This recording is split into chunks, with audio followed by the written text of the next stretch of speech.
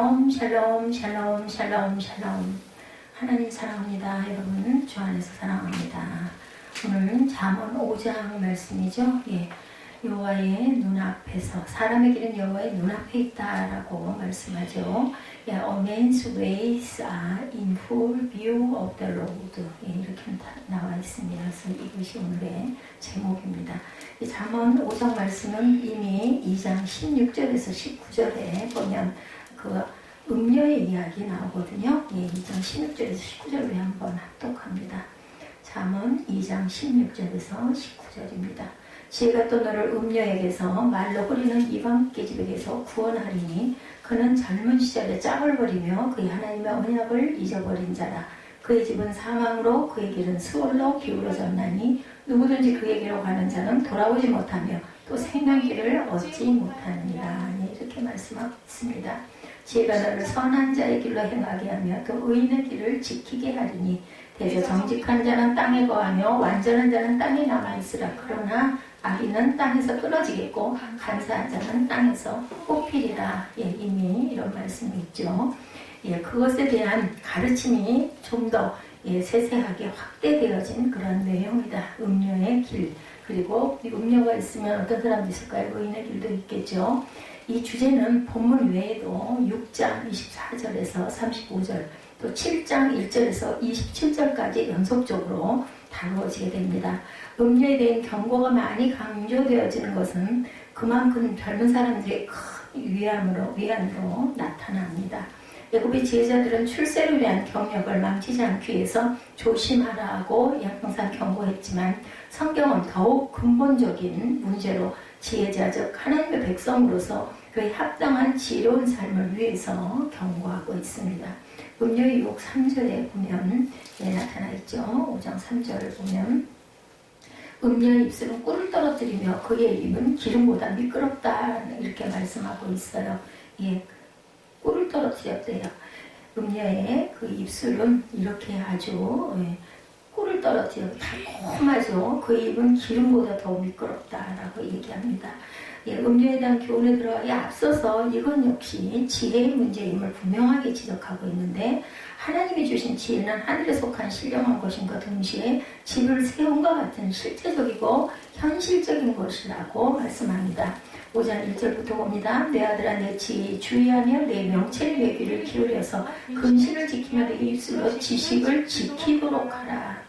지식을 지켜라. 음녀의 입술은 이렇게 달콤하고 아주 매끄럽고 나중에는 어떻게 된다고 4절 5절 보니까 쑥같이 쓰고 두 날 가진 칼같이 날카롭고 그의 발은 사지로 죽음의 길로 내려가고 그의 걸음은 스올로 나아간다고 얘기합니다. 스올이면 음부죠.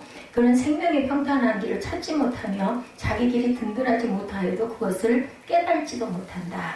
하늘의 지혜에 대해서 야고보서 3장 17절에 오직 위로부터 난 지혜는 어떻다고 그래요? 반대로 그죠? 첫째 성결하고 음녀의 길은 이렇게 결국은 죽음의 길로 가는데 반대로 하늘의 지혜를 가지고 살아가는 자는 첫째 성결하고 다음에 화평하고 관용하고 야고보서 3장 17, 18절입니다. 양순하며 긍휼과 선한 열매가 가득하고 편견과 거짓이 없나니 화평하게 하는 자들은 화평으로 심어 무슨 열매? 의의 열매를 거둔다 이렇게 증거합니다. 그리고 집을 세우는 지혜가 된다. 잠언 24장 3, 4절에 집은 지혜로 말미암아 건축되고 명철로 말미암아 견고하게 되며 또 방들은 지식으로 말미암아 각종 귀하고 아름다운 보배로 채우게 된다라고 말씀하죠. 그래서 우리가 하늘의 지혜로 살아가야 된다. 음녀의 유혹 아까 저희가 읽었어요. 그죠? 꿀을 떨어뜨린 것 같이 달콤한 그런 음녀의 유혹. 음녀는 이방 여인일 수도 있고 돈을 벌거나 자신의 욕망을 만족시키기 위해서 창녀처럼 행동하는 여자를 가리키는 것이 음녀입니다. 이 여자는 유혹하는 기술이 숙달되어 있고 구변이 좋은 여자고 꿀처럼 달콤하게 말하며 기름처럼 매끄럽게 말하는 자다. 그러나 그녀의 꿀같은 달콤함 뒤에는 쑥같이 쓴 것이 기름처럼 매끄러움 뒤에는 두 날 가진 칼같은 날카로움이 숨어있는 것을 절대 잊지 말아라. 그 뒤에 숨어있는 것들이야말로 음녀의 본색이다. 음녀와 이방 여인에 대해서 잠언 7장 5절입니다. 그리하면 이것이 너를 지켜 음녀에게 말로 꼬리는 이방 여인에게 빠지지 않게 하리라. 칼과 같은 말이라고도 하죠. 예, 시편 55편 21절에 보면 그의 입은 우유 기름보다 미끄러우나 그의 마음은 전쟁이요 그의 말은 기름보다 유하나 실상 뽑힌 칼이다. 예, 사람을 상하게 하는 그런 칼입니다. 수술하는 칼 같으면 사람을 살리기도 하는데 그렇지 못하죠. 5절에 보면 음녀의 길에서 그의 발은 사지로 그의 걸음은 수월로 나아간다. 비록 겉으로는 쾌락과 성적 욕망에 충족을 내세우지만 결국은 육체와 영혼이 죽음에 이른다라는 거죠. 몸도 혼도 다 죽는다. 그러나 음녀는 이런 행위에 대한 아무런 죄책감을 당연히 느끼지 않겠죠. 그녀는 자신의 행동이 죄라는 것 자체를 부인합니다. 마찬가지로 음료와 함께하는 자 역시 어리석게도 자신의 위험을 부인합니다. 영적인 죽음이 오겠죠. 디모데전서 5장 6절 향락을 좋아하는 자는 살았으나 죽었느니라. 죄를 부인하는 음료 잠언 30장 20절입니다. 음료의 자치도 그러하리라. 그가 먹고 그의 입을 씻음같이 말하기를 내가 악을 행하지 아니하였다. 이렇게 말시침을 뚝 떼고 나는 악하지 않다. 악을 행하지 아니하였다. 음료를 피하라고 8절에 보면 내 길을 그에게서 멀리하라. 그의 집 문에도 가까이 가지 말라고 합니다. 이 말씀은 음행을 이길 수 있는 방법은 그런 환경을 피해서 가까이 하지 않는 것이다. 욥기 31장 1절에서 4절에 내가 내 눈과 약속하였나니 어찌 처녀에게 주목하랴. 욥기 3장 31장 9절에서 12절에 만일 내 마음이 여인에게 유혹되어 이웃의 문을 엿보아 문에서 숨어 기다렸다면 그건 참으로 음란한 일이니 재판에 회부할 죄악이다. 이렇게 나타나 있습니다. 창세기 39장 9절에서 10절에도 요셉이 말하죠. 내가 어찌 이 큰 악을 행하여 하나님께 죄를 지으리까. 여인의 날마다 요셉에게 청하였으나 요셉이 듣지 아니하여 동침하지 아니했을 뿐더러 함께 있지도 아니하였다라고 말씀하죠. 다윗이 죄짓죠. 사무엘하 11장 1절에서 5절에 다윗이 전령을 보내어 그 여자를 자기에게 데려오게 하고 더불어 동침하며 그 여자가 자기 집으로 돌아가니라. 그러므로 살인죄까지 저지릅니다. 큰 악에 대해서 악은 여호와를 경외하지 않는 것이라고 말씀합니다. 14절 내용이 큰 악에 대해서 말씀하죠. 많은 무리들이 모인 중에 큰 악에 빠지게 변호를 하게 될까 염려하노라. 여기에 대한 말씀들이 예레미야 2장 19절에 나를 경외함이 없는 것이 악이고 잠언 8장 13절에 야훼를 경외하는 것은 악을 미워하는 것이라. 잠언 16장 6절에 야훼를 경외함으로 말미암아 악에서 떠나게 되었느니라. 시편 119편 53절에 주의 율법을 버린 악인들에 대해서 설명합니다. 느헤미야 1장 7절에 주를 향하여 크게 악을 행하여 주께서 주의 종 모세에게 명령하신 계명과 율례와 규례를 지키지 아니하였다 말씀하죠. 사람의 길은 야훼 눈앞에 있다고 합니다. 21절 내용이죠. 욥기 34장 21절에 그는 사람의 길을 주목하시며 사람 모든 걸음을 감찰하시나니 행악자는 숨을 만한 흑암이나 사망의 그늘이 없다. 예레미야 16장 17절에도 내 눈이 그들의 행위를 살펴보므로 그들의 죄악이 내 목전에서 절대로 숨겨지지 못한다. 이렇게 말씀하고 있습니다. 그래서 음녀는 죽음과 음무로 나아가는 길을 걷는 여자이다. 그래서 영적인 죽음이 오고 죄를 부인하무리 한다 할지라도 결국은 그들은 죽을 수밖에 없다. 그러기 위해서는 우리가 말씀을 지키라고 7절에서 말씀하죠. 그런 저 아들들아 나에게 들으면 내 입의 말을 버리지 말라. 음료의 유혹에 실성을 밝힌 솔로몬은 이어서 어떻게 음료의 유혹을 이길 수 있는지 언급합니다. 먼저 제시되는 것은 이미 들어서 알고 있는 말씀을 버리지 말고 지켜라. 말씀을 간직하는 것은 그 사람이 음료의 유혹에 빠지지 않게 하는 원동력이 된다. 특히 유혹받고 있는 행동인 음행이 하나님께서 분명하게 금지하시고 사형까지 선언하신 분명한 죄악임을 안다면 쉽게 음행에 빠지지 않는 사람들이 다 돼야 된다. 그래서 시편 기자도 청년이 그 행실을 깨끗게 하는 방법으로 하나님의 말씀을 마음에 간직하고 그것에 따라 삼갈 것을 말씀하죠. 시편 119편 9절과 11절에 나타나 있습니다. 음녀에게 보호하는 말씀이 잠언 6장 23, 4절에 나타나죠. 대저명령은 등불이요 법은 빛이요 훈계의 책망은 곧 생명의 길이라. 이것이 너를 지켜 악한 여인에게 이방 여인의 혀로 후리는 말에 빠지지 않게 하리라. 음행은 죄라고 그럽니다. 신명기 22장 22절에 어떤 남자가 유부녀와 동침한 것이 드러나거든 그 동침한 남자와 그 여자 둘 다 죽여 이스라엘 중에 악을 제할지니라. 그러니까 결국은 다윗은 죽을 죄를 범했어요. 그죠? 가까이 하지 말라. 8절에 아까 우리 함께 읽었죠? 내 길을 그에게 멀리하라. 그 집 문에도 가까이 가지 말라. 멀리 가야 피해야 합니다. 솔로몬이 제시하는 유혹을 피하는 두 번째 방법, 음녀에게 가까이 가지 말고 멀리 해라. 어쩌면 이것은 가장 확실한 방법일 수도 있다. 그래서 악은 모양이라도 버리라 하죠. 육체의 정욕은 매우 강한 것으로 나그네로서 세상을 사는 사람들의 백성들이 제어해야 할 아주 중요한 그러한 종목 중에 하나고, 그러나 그것을 제어하는 것은 힘들고 굉장히 힘들죠. 그래서 그것과 맞서기보다는 노숙해까지 아예 범죄 소지가 있는 사람과 한 자리에 앉지도 말고 피하는 것이 가장 확실한 방법이다. 우리 모두는 우리 육신의 연약함을 인정하고 음료의 길을 피해가야 되겠다. 육체의 정욕을 제어하라고 베드로전서 2장 11절에 사랑하는 자들아 거류민과 나그네 같은 너희를 권하노니 영혼을 거슬러 싸우는 육체의 정욕을 제어하라.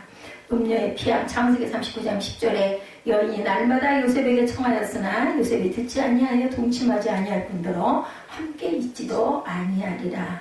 음행의 결과에 대해서 9절부터 14절에 나와 있죠. 내 존용이 남에게 잃어버리게 되며 내 수완이 잔인한 자에게 빼앗기게 될까 하노라. 두렵건대 타인이 내 재물로 충족하게 되고 내 수고한 것이 외인의 집에 있게 될까 하노라. 두렵건대 마지막 이르러 내 몸 내 육체가 쇠약할 때 내가 탄식하여 말하기를 내가 어찌하여 훈계를 싫어하며 내 마음에 꾸지람을 가벼이 여기고 내 선생의 목소리를 청종하지 아니하며 나를 괴르친 이에게 귀를 기울이지 아니하였던고. 많은 무리들의 모임 중에서 큰하게 빠지게 되었노라. 하게 될까 염려하노라. 결과까지 다 말씀하고 계십니다.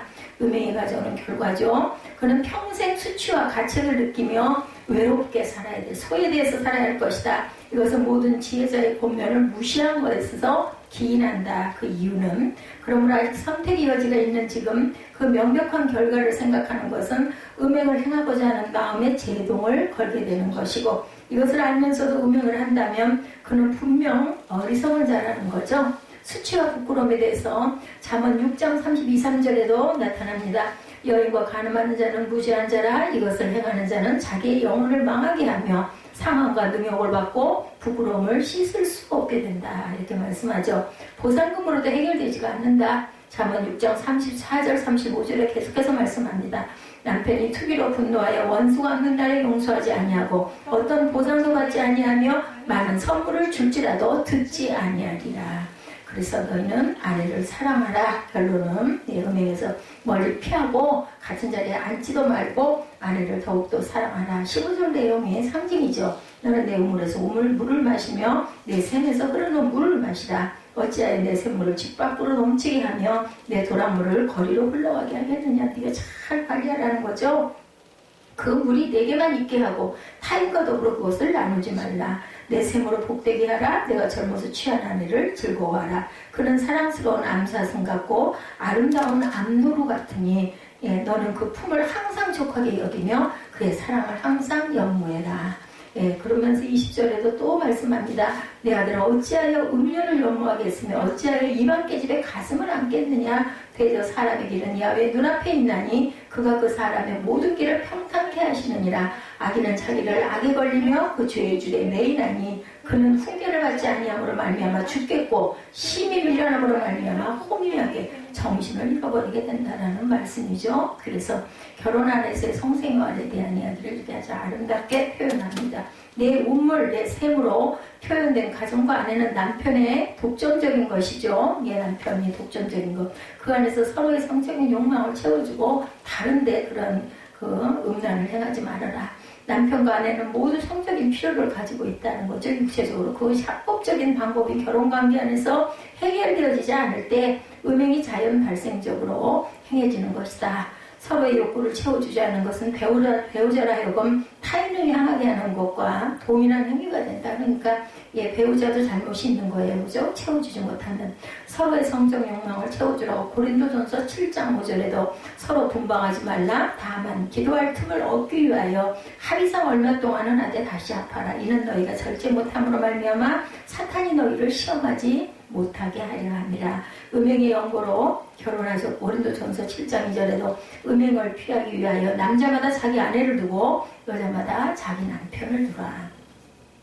사랑을 연모하라고 17절에서 19절에도 다시 한번 또 말씀을 합니다. 17절에서 19절을 보면 항상 그 젊을 때 아내를 사랑하는 거죠. 그는 사랑스러운 암사슴 같고 암노루 같다. 17절 그물에 내게만 있게 하고 타인과 더불어 나누지 말고 내 셈으로 복되게 하고 젊어서 취한 아내를 즐거워하고 그는 사랑스러운 암사소금 같고 암노루 같으니 너는 그의 품을 항상 족하게 여기며 그의 사랑을 항상 연모하라. 그렇게 해야 너희가 이런 음행에서 우리가 벗어날 수가 있다는 거죠. 사랑을 방해하지 말라고 합니다. 아가서 8장 3, 4절에 너는 왼팔로는 내 머리를 고이고 오른손으로 나를 안았으리라. 예루살렘 딸들아 내가 너에게 부탁한다.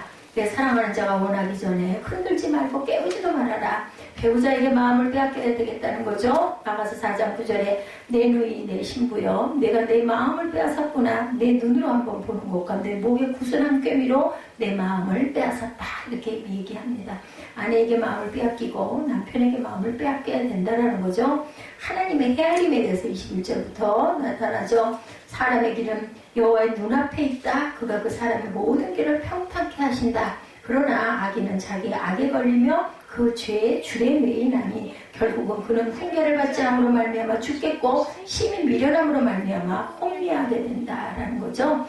음료를 않는 것은 아내와의 언약을 깨뜨리는 것이고 더 나아가 그들의 결혼을 성사시키신 하나님의 언약을 깨뜨리는 행위고 음행을 통해서는 하나님께서 계획하신 결혼을 통해서 얻을 수 있는 즐거움을 얻을 수 없을 뿐만 아니라 하나님의 심판도 받게 된다. 그것은 스스로 자기 입을 주의를 짜는 행위다라는 거죠. 수위를 짜는 행위다. 수위를 짜는 행위. 그것은 자신의 죽음의 자리에 두는 악인들의 행동과 같다. 오직 어리석은 자만이 스스로를 파멸시키는 일을 고집하게 된다. 아내와의 언약에 대해서 말라기 2장 14절에 너희는 이르기를 어찌 됨이니까 하는도다. 이는 너와 내가 어려서 맞이한 아내 사이에 야훼께서 증인이 되시기 때문이라. 그는 내 짝이요 너와 서약한 아내로되 내가 그것에 거짓을 행하였도다. 자신의 죽음의 자리에 두었다. 잠언 1장 18절입니다. 그들이 가만히 엎드림은 자기의 피를 흘릴 뿐이요 숨어 기다림은 자기의 생명을 해할 뿐이니 이익을 탐하는 모든 자에게는 다 이러하여 자기 생명을 잃게 된다라고 증거합니다. 육체의 정욕 중 성욕은 어쩌면 식욕보다 더 강한 것. 사람들이 타고난 부분들이 있는 것 같아요. 그 김진동 목사님의 아주 지론에 의하면 자기 남편을 보고 하는 이야기가 성씨 중에도 그런 것들이 굉장히 강한 성씨가 뿌리가 있다는 거죠. 음란의 뿌리가 있다 이런 이야기를 참 많이 합니다. 그런데도 오늘날의 방종스럽고 타락한 성윤리는 많은 사람의 정신도 혼미하게 하고 있는데 심지어 그리스도에게까지도 그 영향력이 미치고도 있습니다. 그러나 그런 것은 결코 용납되어서는 안 되죠. 하나님의 그의 백성들의 거룩을 요구하시고 있기 때문에 하나님은 그의 백성들에게 거룩하라고 말씀하죠. 내가 거룩하니 너희도 거룩하라. 우리는 거룩을 위하여 헌신해야 되고 그리스도인이란 세상이 아닌 그리스도를 따르는 사람들이기 때문에 그리고 거룩하신 분의 자녀니까 당연히 거룩해야 되겠죠. 사람의 길은 야훼의 눈앞에 있다라고 말합니다. 그죠? 우리 몇 절이었어요? 5절 21절에 사람의 길은 야훼의 눈앞에 있나니 그가 그 사람의 모든 길을 평탄케 하신다. 그러므로 우리는 늘 여호와의 눈앞에 늘 서 있어야 된다라는 뜻이기도 합니다. 누구보다도 성도들은 여호와의 눈앞에서 사는 사람들이어야 한다. 그래서 하나님의 백성들을 하나님의 얼굴을 구하는 사람들이다라고 말씀합니다. 얼굴을 구한다는 것은 하나님을 눈으로 보는 것처럼 항상 인식하고 나를 바라보고 계신 호랑되어 하나님을 항상 인식하고 살아가야 되겠다. 주님의 얼굴 그것도 그분의 눈을 대하는 것. 그가 그 사람의 모든 길을 평탄케 하시는 길이기에 그것은 복되고 기쁨의 길이다. 보면 해서 안 되는 일을 할 때 아이들도 그렇고 예배 시간에도 그렇고 눈을 슬슬 피하죠. 그래가지고 안 보면 슬쩍 다른 짓 하다가 딱 보고 있으면 딱 또 아닌 척 하다가 그죠? 눈을 슬슬 피합니다. 신앙이 제대로 된 사람이라면 누구든지 주님과 다 가까이 하고 싶어 합니다. 우리가 사랑받고 싶으면 어때요? 그 사람 옆에 막 가서 기대고 비비고 그러죠. 그리고 뭐 눈에 뜨이게 하기 위해서 나를 좀 주목하게 하려고 어떻게 하면 좋을까 이런 걸 연구합니다. 특히 아이들 보면, 꼬마 아이들 보면 막 가가지고 애교 부리잖아요. 그리고 자기한테 좀 관심을 가져달라고. 꼬맹이들도 그렇게 하죠. 야외를 가까이 하는 것이 복인 줄 경험적으로 알고 있기 때문이다. 엄마가 나를 이뻐하면, 나를 사랑하면 나 너무 기분이 좋아. 애기들이 그렇게 하죠. 그리고 또 맛있는 것도 줄 거고, 챙겨줄 거고, 또 이쁘다고 안아주고, 뽀뽀해주고, 이게 너무 좋은 거예요. 그래서 아기들은 아주 엄마에게 막 비비고, 문지르고 이럽니다. 그리고 주님과 가까이 있는 것에서 가장 감동적인 표현이 바로 그분의 눈을 대하는 것이다. 그런 거리, 눈앞에. 근데 뭐 거리가 아무리 먼들 하나님을 안 보시겠어요? 그죠? 중요한 거는 마음의 중심에 하나님을 향하고 있는가, 이것이 가장 중요하죠. 여호와의 눈앞에서 살아가는 것, 그것은 가장 하나님을 가까이 하고 사는 삶의 모습이겠죠. 아무리 수문들 그게 하나님의 눈에서 벗어날 수는 절대로 없죠. 여호와의 눈앞에서 산다는 것은 하나님을 두렵고 떨림으로 섬기고 살아가는 그런 모습, 경외하는 모습이죠. 전도서 5장 2절에 너는 하나님 앞에서 함부로 입을 열지 말며 급한 마음으로 말을 하지 마라. 하나님은 하늘에 계시고 너는 땅에 있음이니라. 하늘에 계시고 땅에 있어도 하나님은 어디에 있어도 다 보십니다. 그러니 마땅히 말을 적게 할 것이다, 이렇게 말씀합니다. 그래서 우리는 하나님 앞에 경건이란 것이 조심 없이 방자스럽게 함부로 말을 하지 않는 것으로 생각할 수가 있는데, 하나님 앞에 사는 경건한 사람은 함부로 자긍하는 말을 하지 않는다라는 것입니다. 사람의 눈앞에서도 조심이 되거든 하물며 전능하신 하나님 앞이라면 당연히 자신을 살피면서 말도 조심해야 되겠죠. 그래서 우리가 하는 혼잣말도 정말 말을 조심하고 습관을 잘 들여야 돼요. 나쁜 말 자꾸 해버릇하다 보면 그래야지 센 것 같고, 그래야 굉장히 시크한 것 같고, 요즘에 청소년들 그래서 막 그저 단답형의 말을 푹푹 내질러 하는 그런 습관들 아주 좋지 않은 건데, 그들은 그래야만 자기가 약간 그저 우쭐해지는, 그리고 상대방이 좀 움찔하는 것 같아져. 정말 좋지 않습니다. 여호와의 눈앞에 사는 사람은 하나님을 의식하고 살기 때문에 사람을 덜 의식하면서 살기도 하죠. 거꾸로 말하면 사람이 살면서 사람을 의식하지 않고 살 수는 없어요. 그렇지만 하나님을 의식하고 살면 사람을 좀 덜 의식하게 됩니다. 하나님 중심으로 사는 사람들은. 하나님을 의식하지 못하고 사는 사람은 변질되기가 쉽고 속이기가 쉽죠. 그리고 굉장히 좀 어둡습니다. 그런 사람들은. 하나님 앞을 떠난 인간은 언제나 변질된 가능성이 있죠. 진실과 겸손한 삶은 내 의지로 되는 것이 아니라 하나님과 동행하는 삶에서 나온다. 그러지 않을 때는 우리가 마음에 찔림이 있어요. 불편해요. 그죠? 그래서 그렇게 하다가도 이러면 안 되지, 이런 마음이 들게 돼. 하나님 앞에 있는 자들. 시편 139편 1절에서 4절입니다. 여호와여, 주께서 나를 살펴보셨으므로 나를 아시나이다. 주께서 내가 앉고 일어섬을 아시고 멀리서도 나의 생각을 밝히 아시오며 나의 모든 길과 내가 눕는 것을 살펴보셨으므로 나의 모든 행위를 익히 아시오니 여호와여, 내 혀의 말을 알지 못하시는 것이 하나도 없으시나이다. 하나님은 우리의 말 아닌 마음속의 생각까지도 다 알고 계시죠. 16세기 로마 카톨릭 최고의 성전은 그 베드로 성당, 페트로 그 성당이라고 하죠. 천지창조 그림, 저희 집에도 걸려 있습니다만은, 미켈란젤로의 천지창조는 사람들이 어떻게 저를 그릴 수 있냐라고 이야기하면서 경탄을 금할 수 없는 중후하고 아름다운 불후의 명작으로 유명합니다. 더군다나 그 천정, 그 꼭대기 벽에 천정 위에 그렇게 그려져 있는 그 그림을 그리느라고 미켈란젤로가 4년 동안 매달려서 잠을 자고 음식도 절제하고 매달려 잠을 어떻게 잤을까요? 그 벽화를 완성했다고 합니다. 그림이 완성되었을 때 모든 사람들이 정말 감탄을 더 귀하게 높여서 경탄했다고 하죠. 성당 추기경이 천장에 매달려 내려오지 않는 그를 보고 물어봅니다. 미켈란젤로요, 그대가 한 일이 놀랍다. 근데 완성이 되었으면 내려오지 왜 안 내려오고 거기 그렇게 하고 있는가 하고 물어봅니다. 미켈란젤로는 추기경님, 우리 인간의 눈으로 보면 다 그려진 것 같지만 하나님의 눈으로 보시면 아직 끝나지 않았습니다 라고 대답을 했다고 그러죠. 그런 그림을 그리면서 사람의 눈을 의식하지 않고 하나님의 그 하나님을 의식하고 하나님의 영적인 눈을 그렇게 사모했던 거죠. 하나님 앞에서 그린 거죠. 그래서 500년이 지난 지금도 세상 사람들에게 정말 찬탄을 금하지 못하게 하는 명작이 됐다고 하죠. 하나님을 믿는 사람들은 세상 속에 살고 여러 어려운 환경 속에서 살지만 하나님 앞에 살아가는 자들입니다. 하나님 앞에 살아갈 때 위로를 받고 능력을 받고 승리할 수 있죠. 오늘 제목이 그죠? 예, 야훼의 눈앞에 우리의 길, 사람의 길은 여호와의 눈앞에 있다라고 나타났기 때문에 예, 하나님을 바라보고 하나님의 길 위에 선 자들에 대한 말씀을 정신과하고 있습니다. 하나님 앞에 살아갈 때 위로도 받고 능력도 받고 승리도 할 수 있다. 인간의 시야를 의식해서 이 세상에 붙들려 살기 때문에 하나님의 위로가 없고 신앙의 성장이 없습니다. 그리고 항상 두렵고 염려가 되죠. 우리 뭐 잘 못할 때 뭐 할 때 막 걱정되죠. 이러다가 망치면 어떻게 이런 얘기 많이 해요.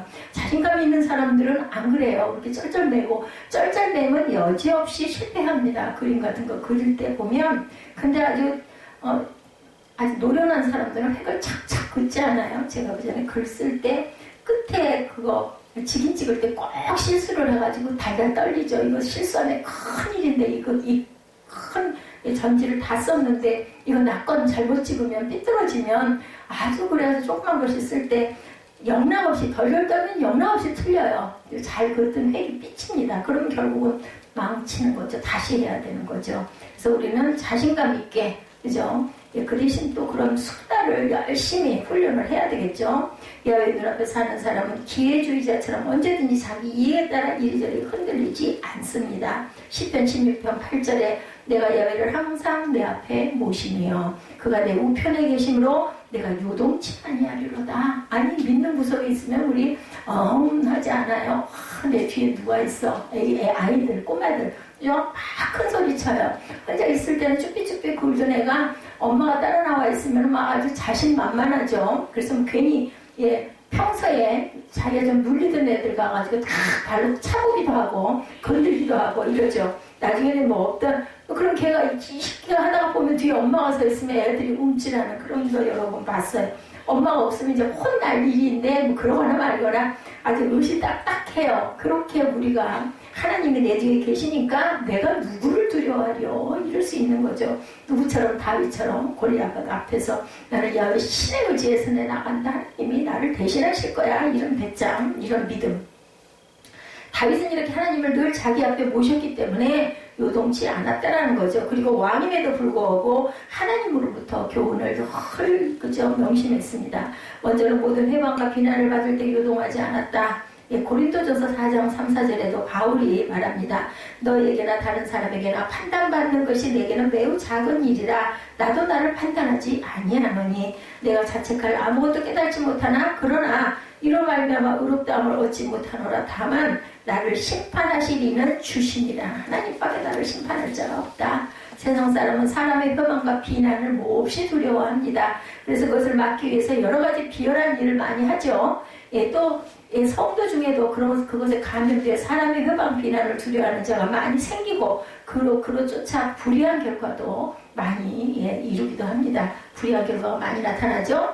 하나님 앞에 사는 사람은 오직 그에게 인정되기를 힘씁니다. 그리고 사람들의 동향에 움직일 필요가 없어요. 누가 뭐라고 하든 말든 그저 묵묵히 하나님이 기뻐하시는 길이 뭔지 어떻게 해야 되는 것인지 하나님의 계명을 즐거워하기 때문에 다 알죠. 내가 어떻게 해야 된다. 뭐 사람들이 나한테 뭐라고 하는 거나 하거나 말거나 전혀 요동하지는 않아요. 저는 상처받지 않아요. 상처를 잘 받는 사람은 그런 부분 믿음이 연약한 사람들이라고 얘기하죠. 다음은 두려운 일을 당할 때도 요동하지 않고 태연차약하게 됩니다. 왜냐하면 든든하죠. 피난처, 방패, 내 뒤에 다 계시니까. 내 엄마가 내 뒤에, 아빠가 나를 다 보고 있으면 아주 시식해지는 아기처럼 우리는 다 하나님 앞에는 아기예요. 아기. 나이가 몇 살이든 상관없죠. 시편 16편 8절에 내가 야훼를 항상 내 앞에 모시며 그가 나의 오른쪽에 계심으로 내가 흔들리지 아니하리로다. 절대 요동하지 않습니다. 이것이 바로 은혜 받았던 성도들의 모습이죠. 불신자는 조그만 일이 일어나도 큰 손을 큰 난리가 난 것처럼 난리를 칩니다. 두려워하지만은 하나님을 모신 우리는 절대 두려워하고 무서워할 필요가 없다. 하나님 눈앞에 서 있는 사람은 소망과 인내가 넘치는 사람들입니다. 이 땅에 사는 것은 잠시 나그네 삶이고 순례자의 삶인 것을 알기 때문에 삶이 비록 공고하고 환난이 와도 어려움이 닥쳐온다 할지라도 낙심하지도 않고 좌절하지도 않고 다시 오실 주님을 기다리는 인내와 영원한 나라가 오기를 소망하며 아주 그죠? 전혀 요동하지 않고 잘 살아갑니다. 모든 성도는 이와 같은 생활을 하고 가야 되죠. 믿음 가운데 가야 되죠. 내 주에 믿음 갖고 홀로 걸어도 절대로 염려할 것이 없다. 우리 찬양 많이 하죠. 내가 하나님 앞에서 생활함을 깨닫는 어부는 그런 모든 사람들은 두려움을 당할 때 움직이지 않는 것으로 증명됩니다. 뭐라고 해서 예수님이 깊은 곳으로 가서 배늘을 그물을 내려라 할 때 제가 아무리 해봐도 그 깊은 곳 가가지고는 고기를 못 잡지만 뭐라고 말해요? 말씀에 의지하여 내가 그물을 내려보리다 라고 순종을 하죠. 이렇게 담대하게 예수님이 말씀하시니까 뭔가 이유가 있겠지 하고 그물을 내렸을 때 그물이 찢어질 정도로 끌어올리지를 못할 정도로 물고기를 많이 잡게 되죠. 그리고 무엇보다도 하나님 눈앞에서 사는 사람은 어떤 경우라도 사랑의 수고를 아끼지 않는 사람이다. 이것이 나한테 이익이 될까 손해가 될까 아이고 이렇게 해가지고 내가 병나면 어찌 이런 생각을 안 하는 거죠. 담대하게 되고 열정이 충만합니다. 마치 누구처럼? 베드로처럼 말로만 하나님의 사랑을 외치는 것이 아니라 행함으로 옮기는 사람이다. 그것은 살아있는 생명을 소유했기에 죽은 자에게 생명을 나눠주고 상처받는 사람에게 위로와 권면을 통하여 소생하게 만들며 병든 자를 살리는 역사가 나타납니다. 그래서 예수께서 제자들을 데리고 다녀서 2사람씩 짝을 지어 보낼 때 안수하여 내보냈다고 했어요. 힘을 실어주죠. 가서 너희들 그들을 고쳐주고 귀신을 쫓아내라고 보냅니다. 또한 하나님의 생각이 들어서고 하나님의 사랑이 실천되고 하나님의 뜻이 펼쳐나가는 것은 하나님 눈앞에 서 있는 사람들의 모습이다. 어려움에 처했을 때 희생할 줄 아는 사람, 공경에 처해 있는 사람을 도울 줄 아는 사람이 진정으로 하나님의 눈앞에 서는 그런 사람들이다. 잘못된 짓, 못된 짓 하는 사람들은 되게 공통점이 뭐예요? 숨어서, 그죠? 고개 떨구고 슬금슬금 견눈질하면서 그런 사람들이 온전한 일을 하지 않을 때 그렇습니다. 그런데 하나님의 일을 하는 자들은 담대하게 가슴 쫙 펴고 그죠? 나를 보려면 봐라. 뭐 나는 잘못하는 거 없어. 이런 마음이 든다는 거죠. 정당하게 그들의 마음이 주를 향하여 부르짖기를 딸 시온의 성도가 너는 밤낮으로 눈물을 강처럼 흘릴지어다. 스스로 쉬지 말고 내 눈동자를 쉬게 하지 말지어다. 초저녁에 일어난 부르짐을 들을지어다. 에레미야 애가 2장 18구절입니다. 내 마음을 주의 얼굴 앞에 물 쏟듯 할지어다. 갓길 어귀에서 주려 기진한 내 어린 자녀들의 생명을 위하여 주를 향하여 손을 들지어다 하였도다 말합니다. 그러나 그것만이 아니라 주님은 주님의 눈앞에 살라고 하실 때 우리를 눈동자처럼 지키시는 주님의 얼굴을 대면하면서 그 눈에 담긴 크신 그분의 사랑을 경험하도록 하시겠다라고 말씀합니다. 오늘 본문에서도 말씀하죠. 대저 사람의 길은 야훼 눈앞에 있나니 그가 그 사람의 모든 길을 평탄하게 하신다라고 말씀합니다. 음녀의 길을 가면 어떻게 돼요? 5장 6절에 보면 그는 생명의 평탄한 길을 찾지 못하며 자기 길이 든든하지 못하여도 그것을 깨닫지 못하느니라. 그런데 5장 20절에 내 아들아 어찌하여 음녀를 연모하겠으며 어찌하여 이방계 집에 가슴을 안겠느냐. 21절에 사람의 길은 야훼 눈앞에 있으니까 그가 그 사람의 모든 길을 평탄케 하시느니라. 이렇게 말씀하죠. 하나님의 백성들은 하나님의 얼굴을 구하는 자녀들입니다. 얼굴을 구한다는 것은 하나님의 눈으로 보는 것처럼 인식하고 믿는 것. 보이지 않는 영의 하나님이 계십니다. 그죠? 내 안에서 음성으로 아니면 감동으로 말씀하시고 계시고 지키시고 계시는 그러한 그 든든한 마음이 들죠. 외롭지도 않습니다. 뭐 별로 그렇게 다른 거 갖고 싶은 세상적인 것들도 별로 없습니다. 이렇게 살면 하나님께서 그 사람의 모든 길을 평탄케 해주신다고 그렇게 약속을 하시네요. 오늘도 말씀하시죠. 21절에. 그러나 잠언 5장 22절에 가보면 악인은 자기 악에 걸리며 그 줄에 매이나니 23절에 그는 훈계를 받지 아니함으로 말미암아 죽겠고 심히 미련함으로 말미암아 혼미하게 된다라고 얘기합니다. 죽는 거예요. 영혼도 죽고 육체도 죽고 주님은 우리에게 복 주시며 지키시기를 원하시며 그 얼굴을 비추사 은혜 베푸시기를 원하시며 그 얼굴을 향하여 드사 뭐를 주셔요? 평강 주시기를 원하노라.